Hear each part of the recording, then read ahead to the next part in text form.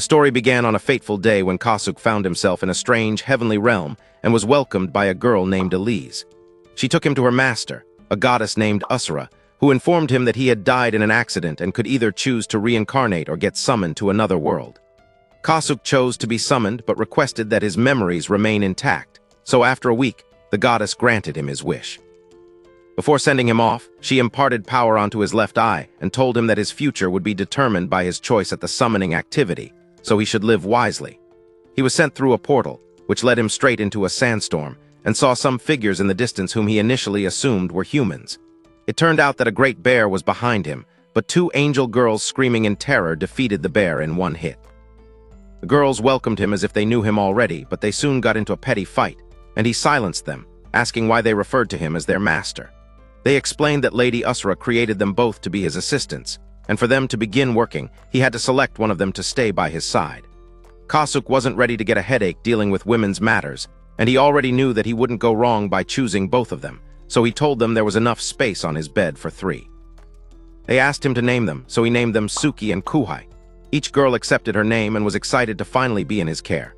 Speaking of the monster that had just been defeated, Suki mentioned that the demon's raw material could be sold in the city, so she would store it ahead of time. Kasuk curiously asked about the geography of that world, and the girls shared that the demons were more concentrated in the center of the island. As such, the cities were only in the coastal areas. Kasuk suggested that they secure a campsite and find food, and the ladies decided to split up but soon started fighting over who would stay with Kasuk and rest for the night in his tent. In the battle for the Great Sausage, Kuhai lost, and Mitsuki got to stay with her master. After a while, Kuhai returned with a dragon, which was their world's equivalent of a Rolls-Royce.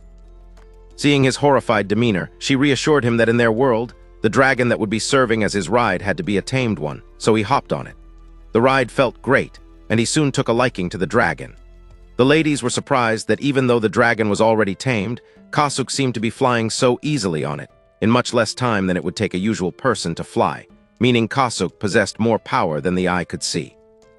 However, the dragon soon went berserk because Kasuk had tried modifying the dragon's strength by cutting it. He thought calmly about how to re-establish the link between them, and soon, the dragon calmed down. The following day, Kasuk told the girls to get set so they'd head into town, but along the line, his left eye started twitching and hurting, and then from the same eye, he saw spells in a foreign language. Everything overwhelmed him, and he passed out flat. He woke up to find Usura taking care of him in the garden he had earlier found himself in after his death.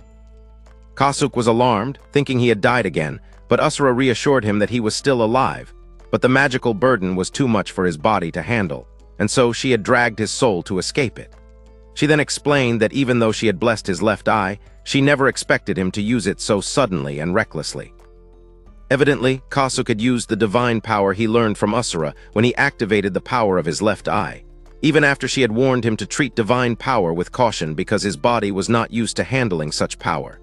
Anyway, the power had taken root in his body, so she advised him not to act recklessly with it again and to use a limiter. If at any point he wanted to raise his limiter's maximum divine power for his eye's power, he would have to let the power flow to his left gradually. Immediately, she sent him back to his body, where the girls were, and he found himself lying in Suki's embrace. The girls said they were frightened, especially because his soul was separated from his body for a long time, so they were willing to do everything to keep him there for a while. Much later, Kasuk, using his left eye, saw a status window and used it on the grass. He realized that that was the limiter to the amount of power that flowed to his left eye. He checked his own status, but noticed he had a question mark beside his race name, which was human. He checked the girls and found that Kuhai belonged to the sunlight race and possessed multiple skills, while Suki belonged to the moonlight race and possessed multiple skills as well. What they had in common was that they were all followers of Kasuk, so he asked them why that was so. The girls couldn't tell why, but guessed that it was because he had assigned their names to them. Before they finished talking, the city view became apparent to them, but Suki soon realized that there was a battle happening ahead, and the people being attacked were at a disadvantage. He asked the girls to hide their wings and sent Suki first, but warned her again not to show her wings in the midst of those strangers. Surprisingly, she easily got rid of the monsters and cutely returned to her master, like she wasn't the ferocious tigress a second ago. The leader of the people who had just been rescued introduced himself as Schmidt, the leader of the merchant company. He thanked Kasuk for sending Suki to rescue them, saying he had initially spoken to Suki regarding the reward, but she directed him back to Kasuk. Now, Kasuk hadn't taken that action seeking a reward, but since Suki was the one who saved them, he thought it would be nice for her to get something. He then asked to be granted a carriage to ride in until they arrived at a certain city. He also asked that Schmidt and his people purchase some of their own materials so other strangers won't find out where they got them from. However, Schmidt believed he was profiting too much from Kasuk's request, but it was all because Kasuk had no idea about market prices in that area. So in the carriage, Schmidt introduced his personal bodyguard, Goes, who was so bald one could see his thoughts.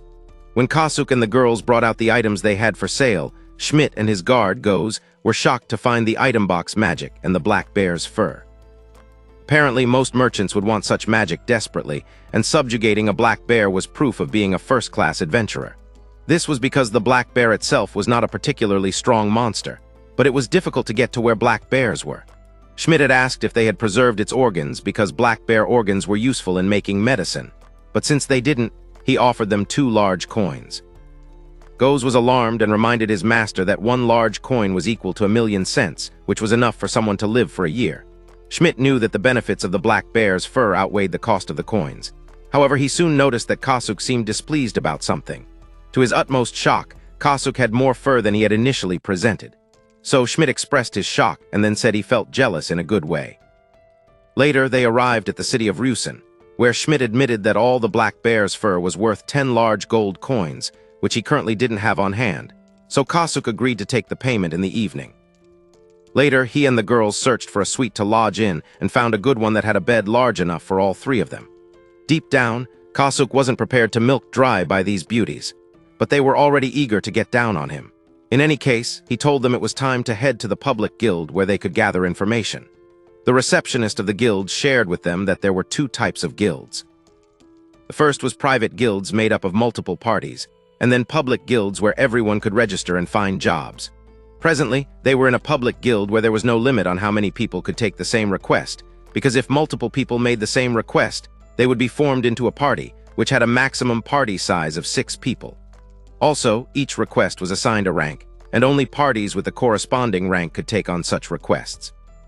The ranks ranged from F to double S ranks, and there were all sorts of requests on the board, so Kasuk advised that they prepare that day so they would do their best the next day. One of the girls took off to gather more information, leaving Kasuk behind with the other. They ran into Schmidt, who returned with the payment for the black bear fur he purchased from Kasuk. While digging into their mail, Kasuk asked if market prices were prone to easy changes. Schmidt explained that it all depended on the quantity of items being transacted. He asked if Kasuk was interested in doing business, but Kasuk shared that he only wanted to know whether he would break the market with collected materials.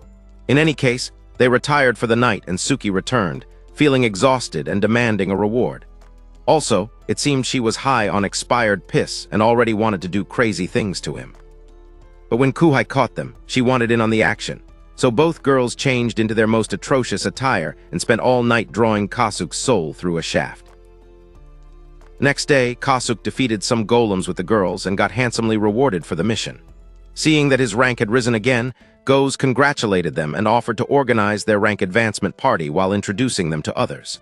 Later that night, everyone got wasted, and in the middle of everything, Goes complimented them on progressing at jet speed, saying they might even take over the tower.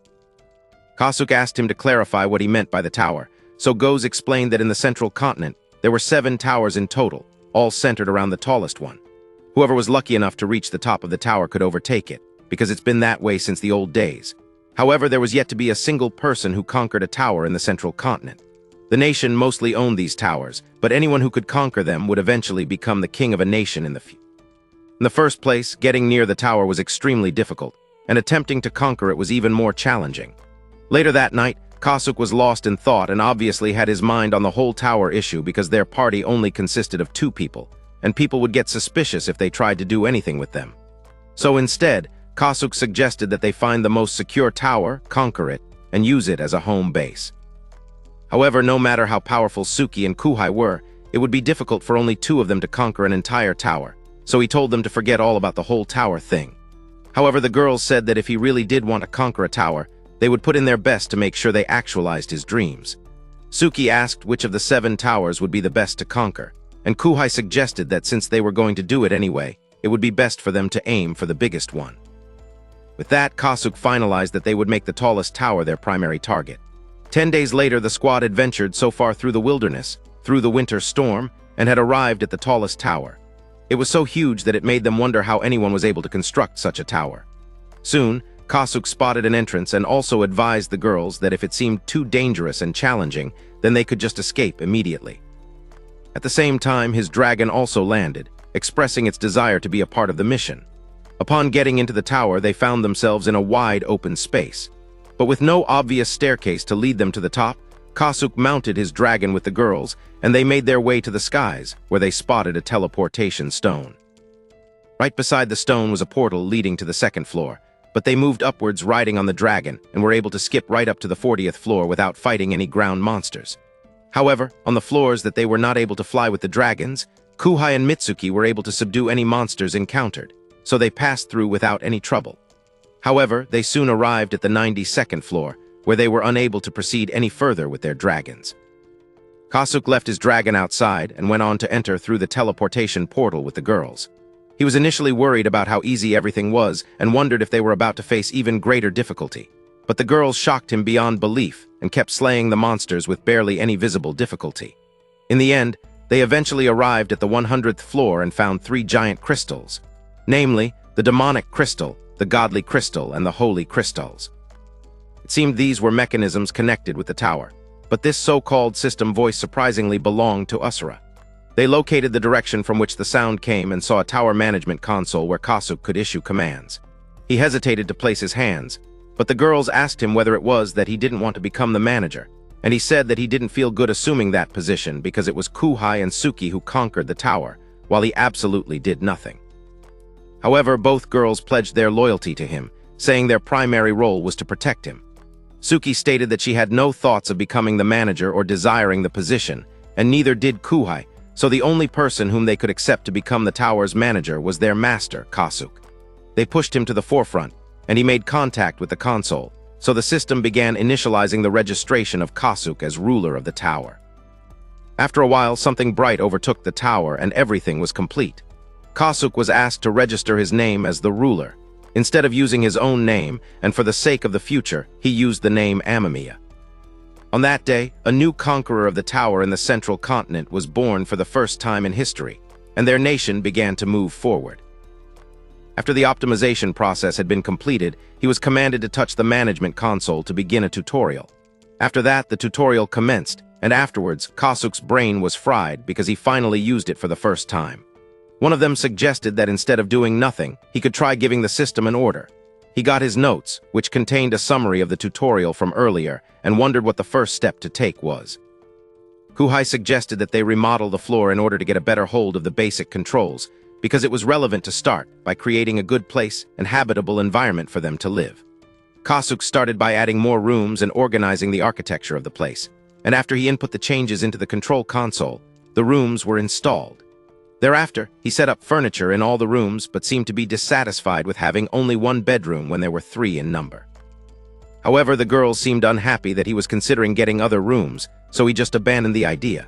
They later treated themselves to a nice dinner, and Suki asked how much power was left in the crystals. In response, Kasuk shared that at first, each of the crystals had 1 million divine power points and 100,000 holy power and magic power points. A good number of the divine points were used to manage the floor, so they still had a lot left. Not to mention that there was an exchange rate between the different types of crystals and the powers in the crystals. The problem was that if they continued to use the divine points mindlessly, they might run out of points, so Kuhai asked if there was a way to replenish the crystals. From the summary Kasuk had obtained, they could obtain power for the crystals from nature, living beings, and structures in the tower. Holy and magic power could be collected once a day from the terrains located on each floor. Also, divine power could be obtained by subjugating living beings or when they died from natural causes, but death from natural causes usually would give less divine power than if the monsters were subjugated instead. Since they had to continually subjugate monsters to obtain divine power, Kuhai suggested that they summon a strong monster like the black bear, but it seemed Kasuk hadn't been granted the power to summon high-level monsters. Besides, if they were going to use a summoning circle for monsters, it was basically cheaper to use holy and magic power than divine power. Additionally, the number of slimes summoned was decided by luck alone, and even if they subjugated all the slimes, they might still get fewer divine power points than were needed to do the summoning. For that reason, even if they subjugated the maximum amount of slimes they were able to summon, it would not be worth it at all. Kasuk thought hard and deeply about a solution, and still said that they should use the summoning circle after all. The girls were surprised at his contradictory decision despite all he said about gaining little with the circle, but he said that if they leveled up their tar, then most likely there would be more sorts of things they could implement. To begin with, there were levels for the tower that determined what could be configured. And even though the way to level up the tower wasn't exactly in the tutorial, the number of summoning circles used might be one of the conditions mentioned by the tower. Instead of subjugating the summoned monsters, Kasuk suggested that they didn't have to do that because it's not like they were the only ones who could enter the tower. In a nutshell, they could permit adventurers to subjugate the monsters and earn money by setting up a toll to use the transfer gate. If they created a town inside the tower and brought people in to keep it always active, it would also be an advantageous point for them. For the people to live comfortably, Kasuk planned on building 10 houses on the 5th floor before using divine power. For the rest, they would have the invited workers build it, so they would save on points. To kickstart everything, Kasuk asked Suki to share some of the magic gathered in the crystal with him so he could summon some creatures, because they would need more help, as the girls would be busy managing the tower. With that, Kasuk initiated the management of the tower. The next day, 2 individuals named Ek and Wahid bowed before him and knelt before him, and he wondered why. So Suki explained that it was because he who had summoned the creatures was their superior, and so they would kneel to him by default. Those were only 2 out of the 6 he had planned to summon, but they had to change the plan to conserve energy. Later, Kasuk successfully constructed the town on the 5th floor, but some monsters were roaming about, and he planned to get rid of them with the girls. However, the girls let him know that there wouldn't be enough time to defeat them all because Suki planned to take Ek and Wahid to the town of Rusin, so they could blend in and bring adventurers into the tower after the transfer gate was installed. She whispered something into Kuhai's ears before leaving, torturing the poor girl for the fun of it. After that, she informed Kasuk that Ek and Wahid said the tower might still be lacking appeal to the adventurers in its current state, because the adventurers stationed in the central continent were stronger than the average adventurers in their own world, and there were a lot of middle-class monsters that appeared not too far from the towns. Each floor in the tower was pretty wide, and only low-class monsters appeared up to the 40th floor, so there wasn't much to gain for high-level adventurers, meaning there would be no reason for them to come into the tower. Kasuk thought of what to do and was excited when an idea occurred to him. First, he would create a line of transit with the 5th floor, where they created the town as a basis, and then leave the passage from the 1st to the 6th floor, linking the 45th floor to the 71st floor. Afterwards, he would connect the 6th floor with the 41st floor, where there were medium-class monsters, and then back to the 7th floor from the 72nd floor. Now that he had done those crazy shuffles, he removed the transfer gates that were unneeded and completed the line of transit. However, there was an option for him to cut the connection of the crystals, but he wondered what would happen to the holy and magic power that wasn't collected. We tried by cutting the crystal's connection from the 7th floor to the 40th floor. Almost everything was finished with that, and he treated himself to a nice warm bath after a long, hard day of work. But he was surprised when he saw Kuhai's silhouette appear from behind the steam of the bathroom. She announced that she was coming into the bath, and he wanted to get out right away. But she overwhelmed him because Suki had earlier whispered in her ears that she wouldn't be returning that day. Kuhai seized the chance to have a steamy shower with her master. She jumped into the bath, with Melons taking half of the space, kickstarting the cascade of events that would lead to little Johnny destroying her fragile kitty and giving them a good night's rest. Next day, Suki returned and asked the shy lovebirds what they had been up to the previous night. Kuhai couldn't hide her shame because she was placed in all the positions that had never even existed before that night. Later, Kasuk visited the control console and learned that the level of their tower had risen to level 2. As a result, they were granted more summoning circles, which permitted them to summon up to 10 gray wolves that could serve as watchdogs. Kasuk implemented the summoning program, and gray wolves appeared on the 5th floor. Kuhai and Kasuk instantly formed a temporary bond as Kasuk's familiars. He named his first watchdog Hio, and summoned a bit more that just couldn't let him be. The girls suggested that Kasuk try to see to what extent he could command the watchdogs, and he first dispersed them in the direction of the monster's den and exterminated some of the monsters with the gray wolves. With that, his mind was at rest since he could now leave the protection of the town to the gray wolves.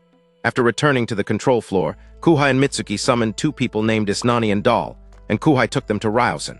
so it was just Kasuk and Suki this time around. As he retired for the night, Kasuk freshened up and wanted to check on Suki since he hadn't seen her. But he found her in the most deadly pieces of clothing known to every man and realized that she had been wasted. She nicely attacked him and wheeled all his frustrations away, granting them both a great night's rest.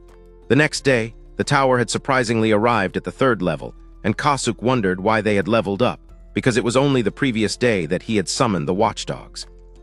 He went to check on them but found that there were only 5 left out of the 10 he summoned, and he felt they had been defeated by another monster. However, he found the rest of them and realized that they had divided into groups and gone hunting separately. 2 of the wolves got the leadership skill, which was why they could split into 2 separate groups and had defeated enough monsters to the point that they leveled the tower up in just one night. Since this was an effective method to upgrade his tower, Kasuk planned to use it to his advantage.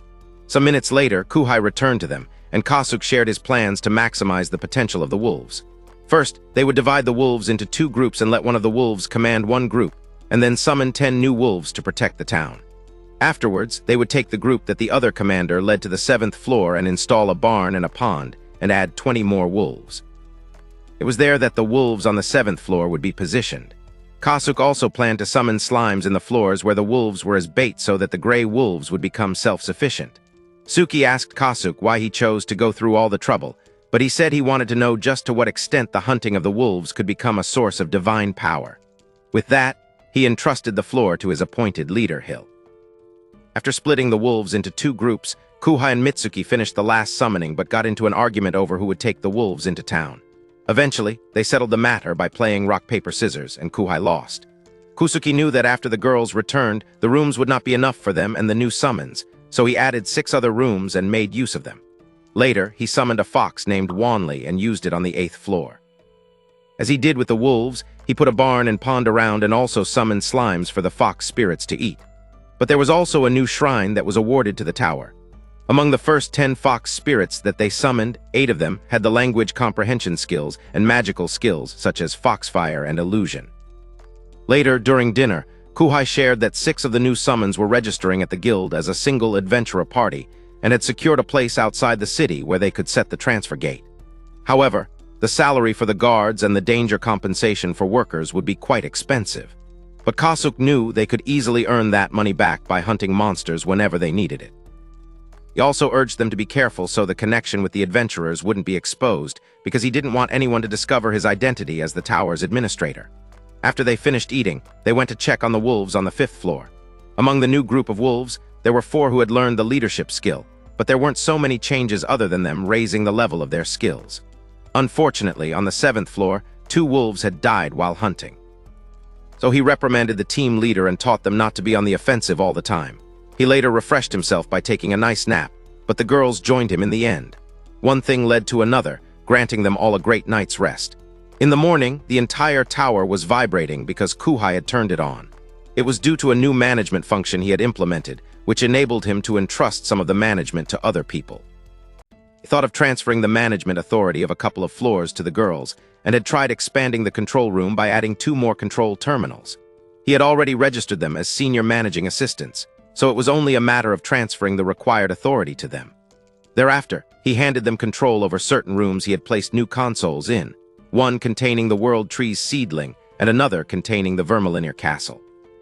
Both new structures could allow them to generate more divine power, but finding people capable of maintaining them was the problem, so Kuhai suggested that they ask a World Tree expert. Kasuk asked Mitsuki if she knew who the World Tree expert might be, and she said she could roughly guess who it was, but if she exposed it, Kuhai might sulk. He asked her how the castle was coming along, but she told him everything was going fine, although she would keep the details a secret. He asked him what he had placed inside the shrine, and he shared that it was a divine stone that was capable of absorbing the holy and magical power of the surroundings to generate divine power. He had also placed a divine stone in the pond and noticed that the property of the pond's water changed, turning it into divine water. It seemed to revitalize the foxes and wolves that drank it, so she asked him to install it on the 5th floor as well. Meanwhile, in the study, Kuhai was busy preparing for the summoning by reading tons of books. He asked them why the summoning took so long, and Suki explained that summoning the 6 people from before didn't take much preparation because Kasuk's level was high enough. But now that they intended to summon someone of a higher rank, there were detailed procedures they had to take, which were much longer than the previous summoning. Indeed, they really needed a world tree expert. And that would take a long time, given the rank of such a person. Meanwhile, on the 73rd floor, the world tree seedling had been planted, and it was already so big for a seedling, because after growing, the tree grows so big that no other tree in their world would be able to match it. Kuhai soon started the process of summoning by creating a summoning circle, which brought forth a hot elf, the world tree expert they had been waiting for. The guy was not just an elf, but a high elf, and the moment he saw a world tree seedling, he was amazed. He first asked where they got it from, but Kuhai told him to leave it for later and introduced him to her master, Kasuk. The high elf also introduced himself as Liston, but Kasuk observed a look in his eyes that gave him a pretty bad feeling. So Kasuk entrusted Kuhai with handling their affairs and told Liston to follow her instructions from that point onward. He turned to leave, but it was apparent that something was wrong. So when he left, Liston pointed out that he frankly didn't think Kasuk was the kind of person whom someone like Kuhai should serve. However, she furiously told him that his eyes were rotten and instantly transformed into a more advanced version of her beast self. After seeing all her wings spring forth at that moment, Liston knelt to plead for his life and apologized for his rudeness. Kuhai said she forgave him that one time but wouldn't permit a second time. And later she told him that if he couldn't understand why Kasuk was their master, he should give it some time and he would soon understand. Also, if he still didn't understand why, that only meant he had the brain of an ostrich. Kuhai also warned him that Suki was the only person whom she recognized as an equal, and if Liston ever said something like that in front of her, Suki wouldn't even let him return to being a mere spirit and would destroy his entire being. Speaking of Suki, she asked Kasuk whether he was okay with Liston after seeing how rude the idiot was. However, he told her he could tolerate the fool for the time being, and had also gotten out of that place on time because he knew Suki had low tolerance for nonsense, and Kuhai would handle it her own way. Suki felt glad and warmed inside that her master thought of her, so she appreciated him with a kiss. Later, Kasuk returned to the control room and installed the vermilinear castle on the 76th floor. He thought deeply, realizing that a high elf was taking care of the world tree, so that meant another being had to be summoned for the vermilinear castle, but he didn't know exactly what sort of being. After the castle was installed, Kasuk and the girls went to check it out and found that the building was quite huge, and it was a castle as real as one could get. They were led downstairs to the basement, where the vermilinear jewel was hidden. Since Kasuk was the owner and had commissioned Suki to lord over the castle, both of them placed their hands on the jewel for the ownership transfer process to take place. Now that Suki was confirmed as the new owner of the vermilinear castle, she began the summoning process, which yielded an emissary. But the moment the emissary was summoned, she thought of Kasuk as the sacrifice she would consume. This angered the heavenly spirits of Suki, who warned the brat that there were certain things she could never utter in her life, even as a joke. When she saw that Suki meant business, the emissary apologized for her rudeness, and Kasuk pleaded with Suki not to take any further action against the stupid girl. When Kasuk was introduced as the master and administrator of the tower, the emissary apologized to him for her attitude and introduced herself as the vampire Princess Shirin Vermilnir. Kasuk realized that the girl shared the same surname as the castle itself, which meant undoubtedly that the castle belonged to her family in some way. In her thoughts, Shirin couldn't believe that a mere human owned the castle, so she asked again if everything really belonged to Kasuk. Kasuk said that if the vampire princess still couldn't recognize Kasuk's power, then she would only hurry up and prove it to her. She summoned a wine glass and a small knife, and then asked Kasuk to place some drops of his blood into the wine glass. The very sight of it made the vampire princess shy and feel very hot within, and Suki told her to drink it. The moment she tasted Kasuk's blood, she realized that a basic wimpy human could possess enough riz to tame a sleazy vamp like her. With that understanding, Shirin immediately recognized and accepted Kasuk as her master. He turned back and handed over and left Suki in charge of the place, but she didn't want him to return because it was already late and he would be in danger. However, that vampire princess and the crazy looks she gave him made him realize he could die faster by staying back than by exposing himself to the dangers of the night. Kuhai and Kasuk turned to leave, but the vampire princess's gaze lingered on him. He later shared with Kuhai that after Shirin drank his blood, the girl started looking at him as prey, but Kuhai was already angry because she couldn't forgive anyone who would dare look at him that way. However, he held her back, and she landed on his bop. So he took advantage of the situation. A month after capturing the tower, the mission had progressed quite well, and Kasuk consulted one of the summoned adventurers, particularly Isnani, who shared that they were already done constructing the base, which would consume most of their time, so all that was needed was to connect the gates, since they had made connections with some notable adventurer parties. Kasuk thought deeply about something he was making that he couldn't finish in time, and then showed her a crystal in a box, instructing her to place her hands on top of it. When she did, her status was revealed, and he told her that the device was a magic tool that permitted her to check her own status.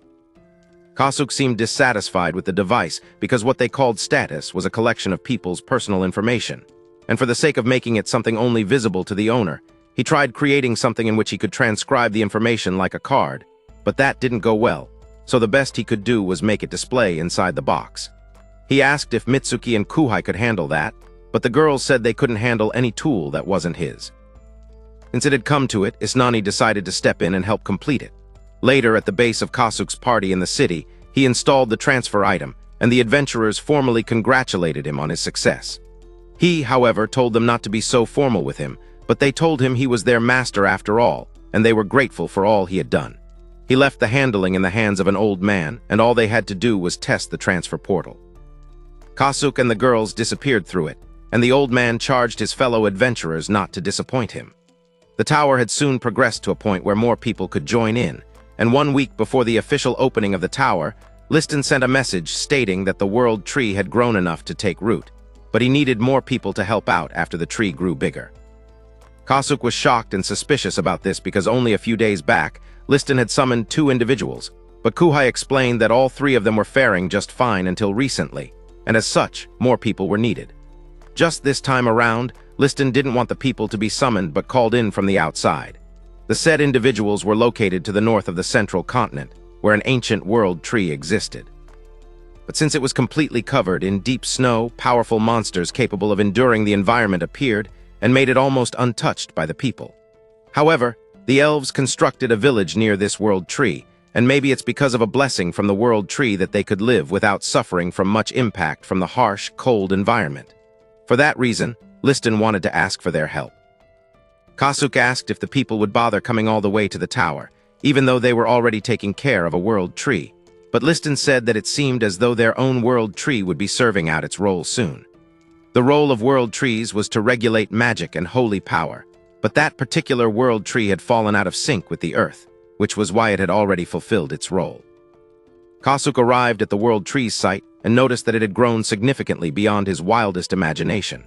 He stepped closer and noticed that there were so many lights around the tree. When he placed his hand and touched it, he found out that the light was coming from a tree fairy. Liston was shocked because there was an elf legend that said there were great fairies dwelling inside the walled trees who did not appear except if they had acknowledged someone. The girls also couldn't believe that they were seeing bald tree fairies, which were supposedly confined to legends. But this also meant that Kasuk had been acknowledged by that particular fairy. They decided to observe the fairy since it had no apparent ill intentions towards Kasuk, and that was that. Meanwhile, in the North Continent, Kasuk and his party visited the elders of the elves there, and their chief was appalled to hear that they wanted to go near the sacred bald tree. The world tree was sacred to the village, and not even the villagers ventured near it. So even if Liston referred to Kasuk, he won't be allowed to get close to it. Just then, someone ran in with information for the elder who was screaming his lungs out. And for some weird reason, it seemed the priestess permitted them to enter the sanctuary where the world tree was. He ushered them in its direction, and Kasuk was pleased to see elves clothed in the Japanese priestess attire. Caused him to have a feeling of nostalgia, and his girls noticed his demeanor had changed. The Japanese priestess introduced herself as Shirl with the bazookas and led the way to the holiest place of the sanctuary. They soon were standing in front of the world tree, which looked so beautiful and magnificent and radiated lots of light like the one they had back at the tower. However, they noticed a similar fairy to the one they had seen there, who asked Kasuk to extend his hand and touch the tree trunk. From there, she said she had passed on the knowledge she acquired while performing her role as a world tree, and that she didn't need it anymore, so he should pass it to the younger girl on the world tree in his own tower. She acknowledged that her role as a world tree had now come to an end, and she would just become a regular large tree. Hearing this, the elder and other elves were surprised, but Kasuk looked sad, saying that from what he had just heard from the girl, he could tell that the tree would lose its status, and the world tree fairy would disappear from existence. This was even more emotional for everyone there, so Kasuk asked to have one of the tree's branches because after meeting the lovely fairy, he wanted her to remain in that branch, which he would plant beside his own world tree. He asked if she would continue existing if he did that, and she said yes, so he left that in the hands of the villagers. With that, the fairy trusted him with her life, and he took a branch from the tree. After hearing what happened from Shirl, the elves from the village understood how serious the matter was and decided to give up the tower and protect the New World Tree. When he got back home, Kasuk placed his hand on the World Tree in the tower and almost immediately noticed that the smaller fairy had grown significantly. She asked him to name her, and he called her Asina, and the elves led by Liston told him they had successfully planted the tree branch. Kasuk asked Asina to pour some magic into it so it'd grow, and when she did so, a full-grown tree developed from it. Days later, at the same time when the elves were migrating, Shirin summoned members of her clan one after the other, as well as those she needed to maintain the castle. Kasuk informed her that she was allowed into one of the control rooms, but she noticed he kept a safe distance away from her while talking to her and complained about it. For the first time ever, Suki told her that Kasuk was pretty scared of her, because he felt she'd come after his blood. However, Shirin protested that he simply misunderstood her kind, because even though they consumed human blood, it wasn't a necessity for their survival and was more of a luxury. For that reason, they won't steal anyone's blood who didn't willingly offer it to them. Moreover, Suki informed Kasuk that he was bound by a blood contract to Shrin, and since she was his familiar, she couldn't harm him. Since they had gotten on good terms, Shirin pulled his head into her melons and sent greetings to his third leg. Later, she shared that there was a clan of extremely weak people named Igrids who had smallish structures and never aged. Since they needed more help at the tower, she suggested that they be summoned to the tower.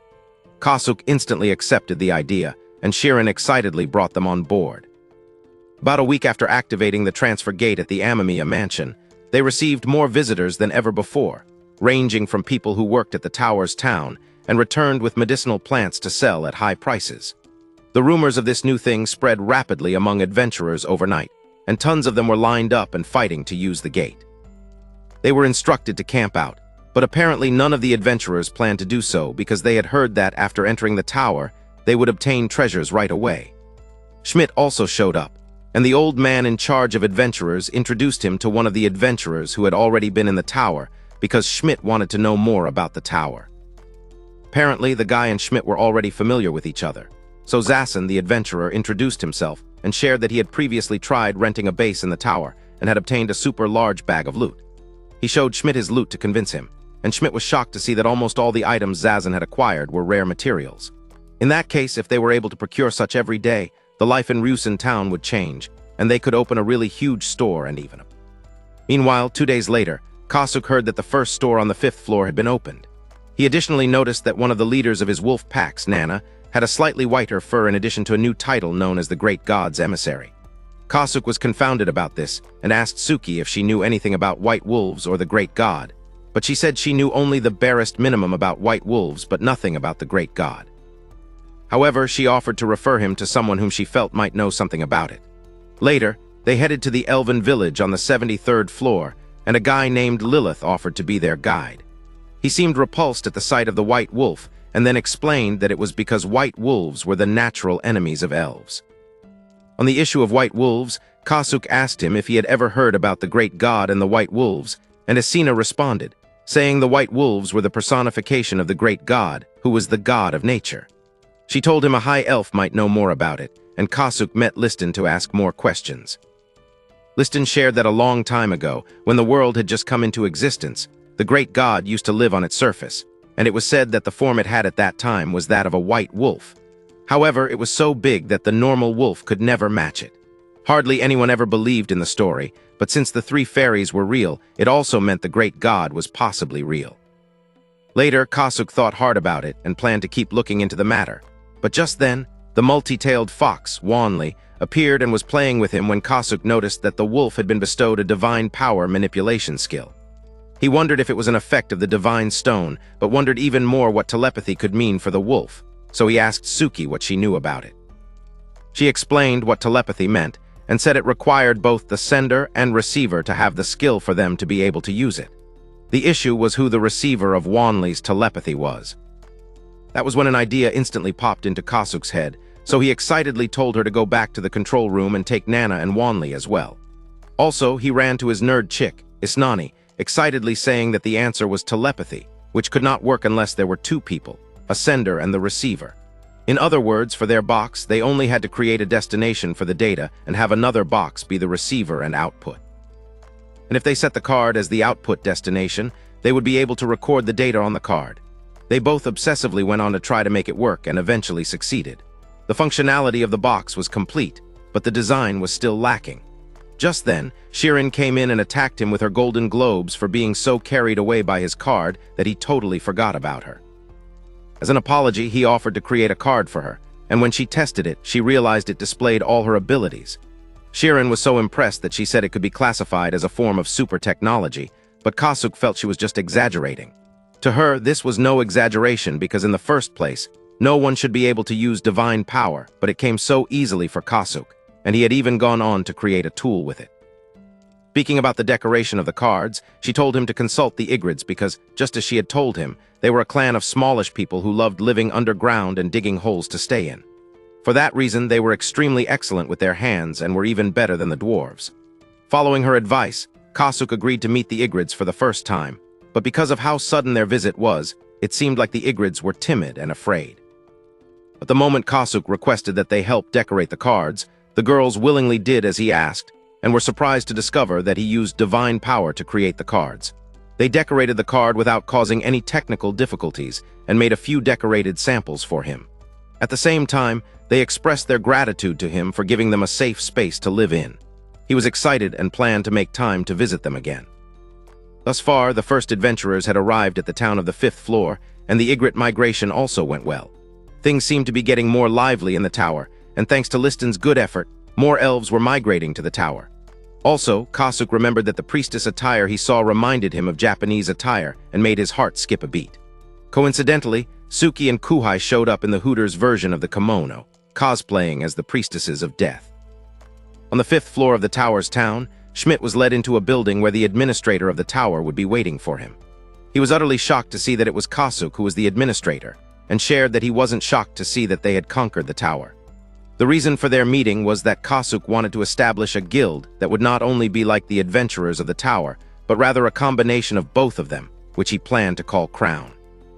Kasuk handed Schmidt the guild card that he created, which he explained could display the skills belonging to the card's owner. Since he looked curious, they permitted him to give it a try, and after placing his hands on the crystal, Schmidt saw a detailed list of every skill he possessed. Kasuk planned on making the card his guild's registration card and members' identification, because he felt that that would make them outstanding among the guild. Because they had something that set them apart from the rest, people with different talents would come to them, giving them the upper hand when conducting negotiations. However, Schmidt raised the point that if other people could use one's identity card as their own, then the card would lose all meaning. However, Kasuk told him not to worry about that because there were things like ripples that appeared when someone used magic power, and when a card was made, the ripples would be registered on the card. If someone still tried to rewrite them, the contents in the card would be erased, meaning that even though it was possible to use that box tool to rewrite the card's content, it would be quite difficult, given that the tool required divine power to work. This was another shocker to Schmidt, who realized that the card he was holding was a divine tool, so he asked Kasuk why exactly he entrusted him with all that information. Kasuk revealed that it was because he was interested in making Schmidt the leader of the merchant division of the guild. Schmidt felt honored, and said that with how incredible the tower was, any organization created by its ruler would bring multiple advantages. But whoever stood at its top would become the target of the already existing guilds outside the tower. For that reason, Schmidt didn't think he had the confidence to go against the old foxes at the Merchants Guild, but he was really interested in Kasuk's proposal and asked for some time to think about it. Kasuk said he was thinking of giving a sort of privilege to whoever would hold the card.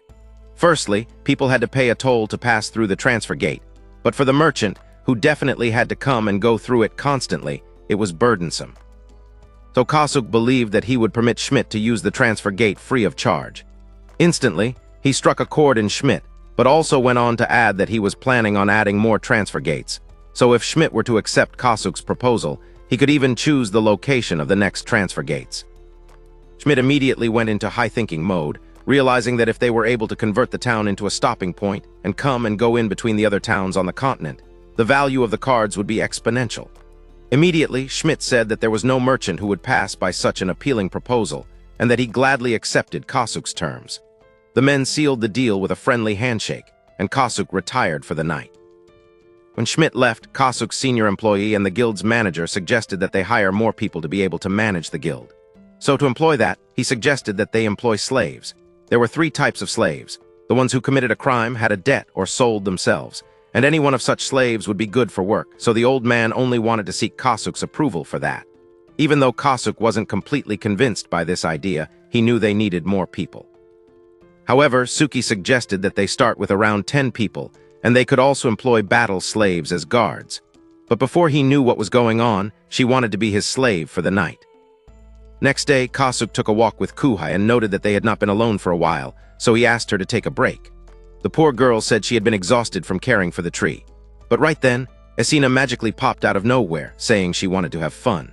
While they played with the animals, Kasuk noticed that the white wolf and fox had not particularly increased in divine power and had stayed on level 1, probably because they weren't using divine power regularly. He wondered how to raise their power and started by creating a ball out of magical power and telling the fox to hold it. The little one was scared, so they tried it again, and Wanli suddenly was playing with the divine power ball. Following that, Nana did the same thing, and then Esina too. Kasuk was confident that their skills would increase in level if they continued using divine power, and since everyone was having fun with it, it was defeating 2 birds with 1 stone. Much later, Suki interrupted them, saying that Schmidt had sent one of the first locations where he suggested installing the new transfer gate. The first place Schmidt proposed was a town called Nansen, which was located exactly opposite Ryusen. Even though Schmidt had given a pretty solid explanation, Kasuk felt he would only accept the proposal by confirming the location's viability himself. They arrived at the control tower, but Kasuk realized he couldn't use the transfer option only to arrive at that place because it would only be a one-way trip. Suki suggested that they use her teleport magic instead, but Kuhai threw a fit because she wanted to spend some time with Kasuk. However, Kasuk patted her on the head, saying her role was important, as she had to take good care of the elves. And soon enough, he was zapped into the town of Nansen with Suki's teleportation magic. He noticed that the bustling town had many craftsmen because there were abundant resources found in the mountains around it. The supply of workers was not keeping up with the demand for new buildings in his tower, so Schmidt was hoping they could invite some more skillful craftsmen into the tower. Firstly, Kasuk stopped by the town of Nansen's public guild. Then, 2 elf girl baddies were arguing, drawing attention from the other adventurers who couldn't get over their beauty. However, it seemed one of the girls, Sylvia with the silver hair, was hoping to catch a certain person's attention. A person, none other than the idiot with the fox on his head, Kasuk. Kasuk and Suki went over to the quest board and saw lots of ranked quests, mostly related to craftsmanship, due to the nature of the town.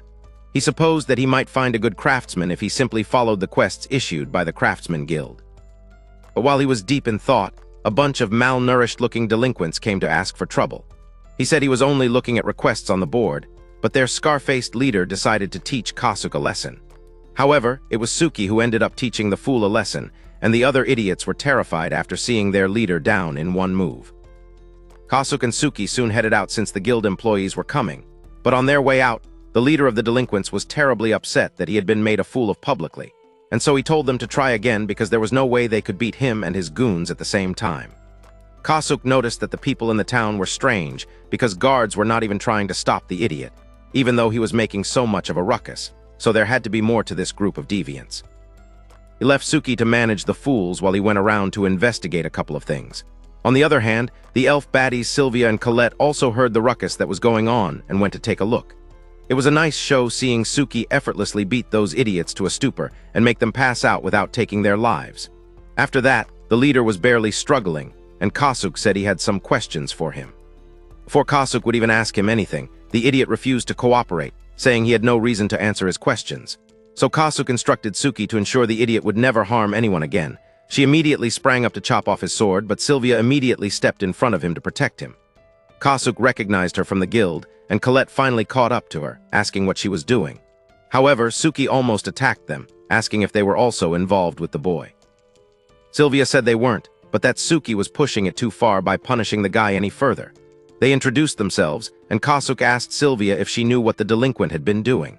She said she was unaware, and he went on to explain that the guy and his goons came after his partner, Suki, to pick a fight with her. The fools had most likely been aiming for her for a while, so they could have fun with her. Sylvia was shocked, and Mitsuki asked her if she could use the Eye of Truth because she was a clerk, and so she said she could. Sylvia explained to Kasuk that when one used the Eye of Truth on someone, a red light would appear whenever they lied, and a blue light would appear whenever they were telling the truth. So if they used it together on him, there would not be a way for them to falsify the results. Idiot wanted to run off, but Kasuk's wolf stopped him, and the girls immediately began to use the Eye of Truth on him. The first thing they asked was whether he had been doing the same thing to others habitually, but the guy refused to answer, and she told him it was pointless to play the fool. Before he would even answer that one, she asked him how many girls from other parties he had murdered, but the idiot said he didn't know. Since he refused to answer, Suki really was going to take his arm. He responded truthfully, saying he couldn't really remember because he couldn't count them all. The next question he was asked by Kasuk himself was how an insolent fool could walk around town without a care in the world, almost as if someone in the town was covering up for him. The idiot burst out laughing, saying that even if they got caught by the executioner himself, they had someone who could get them out of any sort of problem without issues. With that, Suki knocked him out with a super kick, and Kasuk told Sylvia and Colette that that was the reason why they were punishing the delinquent like that. Kasuk instructed them to leave dealing with those fools to the guards, but also stated that there was no way the person backing the thugs up would remain calm after knowing the ruckus both of them had made, so they had to get away. Sylvia and Colette also planned to get away as well and run off, so Suki asked Kasuk whether he planned on defending those two girls. Apparently he planned to, and the reason was that a sinner had taken a liking to them. Suki was glad that it wasn't as though Kasuk was attracted to them, especially that woman of God with supreme-sized jugs that were much bigger than hers. Just then, they noticed that the guys had also disappeared, so they followed behind Sylvia and Colette to protect them. While the girls were alone, Colette reprimanded Sylvia, saying that wanting to intervene was one thing, but she didn't need to go as far as using her powers. She asked Sylvia why she decided to intervene back then, and the priestess said she only felt like she couldn't let Kasuk do things like that. With the flushed expression on her face, Colette could tell that Sylvia had fallen in love at first sight. But just then, they were ambushed by some men who were way too fast for them to protect themselves from. But miraculously, Kasuk's wolf attacked the men and dropped one of them, while the fox handled the other guy. Suki and Kasuk finally showed up, and Kasuk explained that they had a feeling the guys were going after them, so they decided to follow them. However, Sylvia was only shy, hoping Kasuk hadn't heard her getting excited because of him. They decided to get out of that area, and Kasuk looked at their job titles. Sylvia was an Ares priestess, while Colette was Asena's priestess. Ares was one of the three main gods worshipped in their world, so it meant Sylvia was one of her followers. Sylvia asked Kasuk whether they could join his party, but he said there was a condition to join that had to be fulfilled by them. He told Asena to come out, and she ran to hug Colette. However, the moment Colette found out that Asena was a world tree fairy, she immediately knelt to worship her without thinking. Kasuk said he had even more regarding the tree fairy to inform her, and announced that it seemed Colette had been chosen to be Asena's priestess. The girl was visibly shocked and went flipping a million times, making the tree fairy wonder whether Colette didn't want to be her priestess. However, Colette said she was only a bit surprised. Oh, the tree fairy said that while Kasuk was her daddy, then Colette would be her mommy. This instantly angered Sylvia, who asked Colette how she could dare have a kid without sharing the information about her. But Colette had to inform the empty brain that there was no way she could have a child with someone she had just met that day. The girls soon went back and forth bickering, so Kasuk calmed them down by asking Sylvia if she had heard of the name Eris, because she was the Erisamal goddess's priestess. She said it did ring a bell, and she had read in some books that Erisamal was called Eris, but it was something she only allowed the other gods to call her. Sylvia was asked which gods she could use that name to call Eris out, so she said that it was most likely Erisamal herself and the other two main gods, called the Spice God and the Jamir God. She asked Kasuk why he suddenly asked that, but he only asked her another question, which was whether she had ever tried divine descent. She said she had, and he said that the fastest way to explain everything to her was via the divine descent, and he would like her to try it on him. She took his hand and summoned the goddess Eris for him, but when the goddess appeared, she told Kasuk that it wasn't good for him to call her out there forcefully. Also, the invocation wouldn't last long, so she informed him about that. And soon, she left Sylvia's body, leading the girl to pass out. And Sylvia got up. She realized there was an incredible amount of divine feeling lingering inside her. So Kasuk calmed her down, seeing that this upset her in some way. As Colette watched all of this, she was quite shocked that she had seen not just a wild tree fairy, but also one of the three main gods, Eris, too. At the same time, Sylvia thought hard about how she had seen Kasuk call Eris by her nickname so casually. And so both girls were wondering just who exactly he was. Clearly knew they had so many questions, so he invited them to his base, and they got into Mitsuki's teleportation portal. All this while, a hooded figure had been listening in on their conversation and reported to his leader, saying that Kasuk and his party got away using teleportation magic. The old man was angry but swore that even though he couldn't hurt them since they had already left his town, the moment they returned, he wouldn't tolerate any form of failure in hunting them down. Much later, Kasuk and his entourage arrived at the tower, known to Colette and Sylvia as the Amamiya Tower. However, after seeing that the gate was shut and there was no way in, Colette was curious, wondering how they would make their way in. To her surprise, Kasuk activated a magic circle and placed his hands on the gate, after which they were teleported into the tower.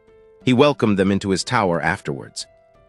Shirin, on the other hand, had been missing him and all the torment she usually dished out to him. So when she saw him suddenly show up at the castle at the tower, she excitedly jumped on him to welcome him. When she noticed 2 new additions, she also said she wasn't surprised, knowing how easy it would be for Kasuk to make baby mamas even out of nuns. When they gathered later, he reintroduced himself as the tower's administrator and told the curious Kuhai that Colette was the girl chosen to be Asina's priestess. He left Colette in Kuhai's hands and told Sylvia that he could get her anything she needed from the console command. Without much hesitation, she shared that her one dream while she was in Nansen was always to have a temple, because she never thought she would ever experience a divine descent firsthand. But now that she had, she needed her temple. After thinking about it, Kasuk realized that it was on the list of things he could install from the console, so he installed a temple for her, because he also thought it would be a nice way for him to contact the goddess Asura. He also made rooms for Sylvia and Colette while resetting the layout and interior of the place. Afterwards, he tried getting some ceremonial utensils for the temple, but found that they were quite expensive. When he inspected the rooms he created for Colette and Sylvia, he found them to be perfect and was also glad that the living room had been nicely expanded. Now that the rooms were set, he told them to use them as they pleased while informing Suki that they had to tell Wahid and the others about the incidents that transpired at Nansen. Several days later, in the city of Nansen, the older guy who seemed to be the official backing those criminals up was arrested by the police. He wondered who on earth could have the authority to give a warrant for his arrest, but noticed that the signatures of every important person in their town were present. The chief of police told him that that was their way of letting him know that he wouldn't be able to stay scot-free and corrupt forever. Thereafter, he was seized and taken to the station. That was all thanks to the efforts of the adventurers working for Kasuk, as they had spent nights gathering sufficient evidence to keep the tyrant behind bars. They also thought it would be better to advise Kasuk not to make use of the city but left it as a final decision that he would make himself. Much later, Sylvia found herself unclad and standing before a strange lady. It seemed Asura had appeared to her to share that Kasuk, whom Sylvia had fallen in love with, would be quite the hard nut to crack, and she would fail to make him hers alone because he belonged to the streets. However, the goddess said she was rooting for her anyway, and she should do her best. When she woke up that morning, it was Kasuk's voice that woke her up, as he wanted to know if they could perform another divine descent for the goddess heiress at the temple. Sylvia again summoned the goddess, and she spoke through her to Kasuk, saying there was no need to get any expensive ceremonial utensils. The goddess also asked Kasuk whether he was having the time of his life, and he affirmed it. Well, she said she was glad because, just like Asura had instructed him, he had the freedom to do whatever he wanted to do. But the path he chose was the most important to them. Also, there was no need for him to hold himself back just because he had Kuhai and Mitsuki. Kasuk assured her that he wasn't relenting simply because he had some, and he would continue working just as hard without burning out.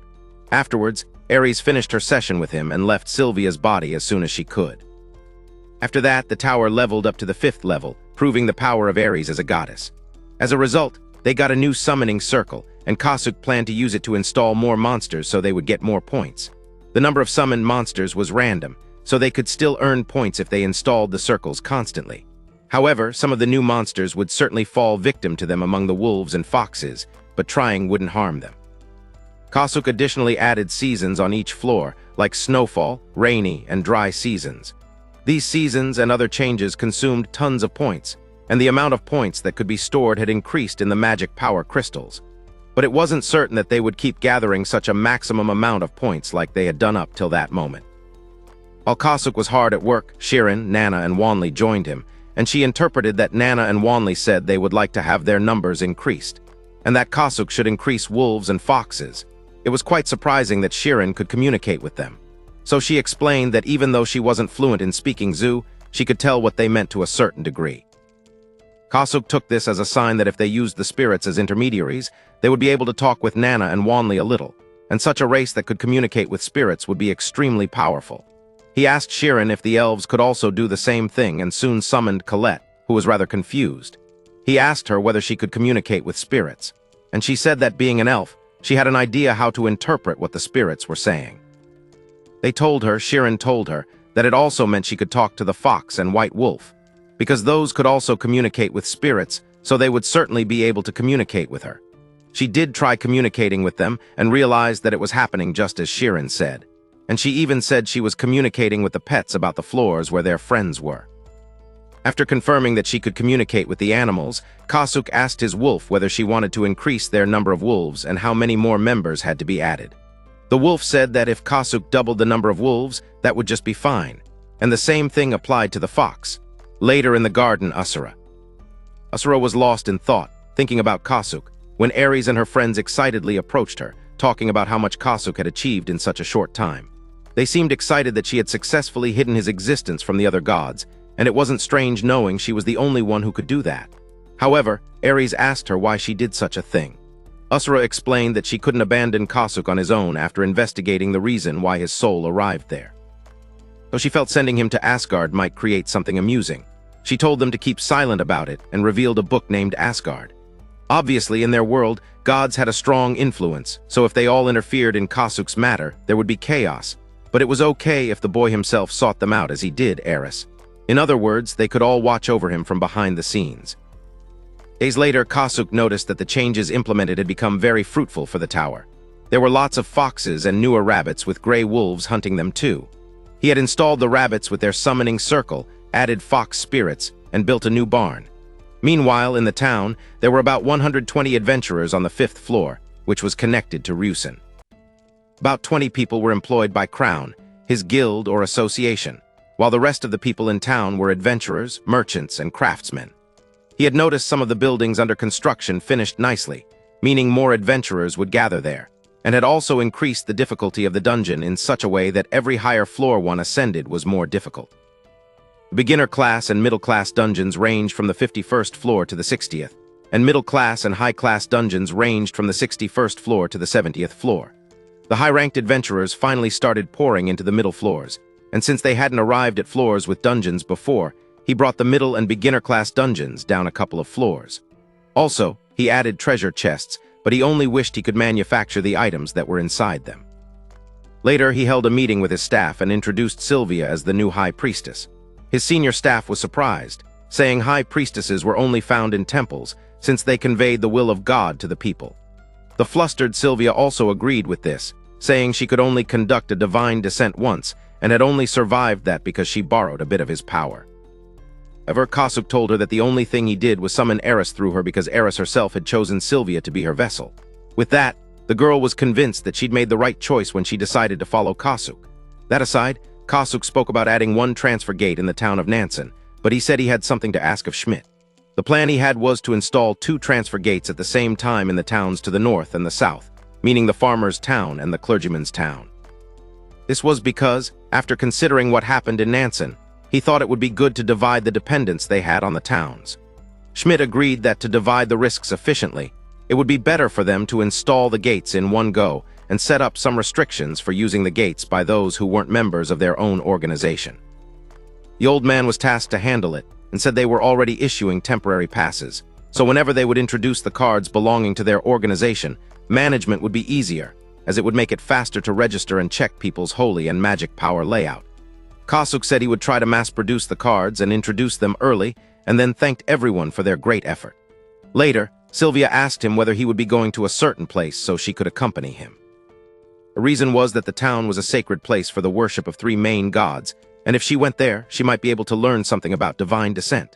He asked the girls if there was anyone else who wanted to come along, and Kuhai excitedly said she was going to follow him without hesitating. Sheeran additionally said she was going to tag along, and Colette said she wasn't in the middle of training with Cheryl. They eventually arrived at the town of Mixen, located to the south of their continent. Most of the people in that town cared little about being attacked by monsters and devoted themselves to worship. To handle the number of believers, there were also many clergymen living in the city. As they walked in, they were thrilled by the amazing architecture of the temples made for the 3 main gods. To the right and left were the Jamir and Spica temples, while the one in the center belonged to the goddess, Eris. They were all excited to walk into one of the temples when Sheeran instantly felt something in her that was pretty morbid. She instantly said she would return for the night and part ways with them, while Kasuk and the girls ventured into the temple by themselves. But to his greatest shock, he found traces of the Everspring Garden, where he was initially reincarnated. Does this mean the MC was never reincarnated and the goddess tricked him? Also, why was Shirin repelled by the temple? If you'd like to find out in part 2, type in the comment section. If you enjoyed the video, give a thumbs up and subscribe to the channel for similar content. As always, thanks for watching.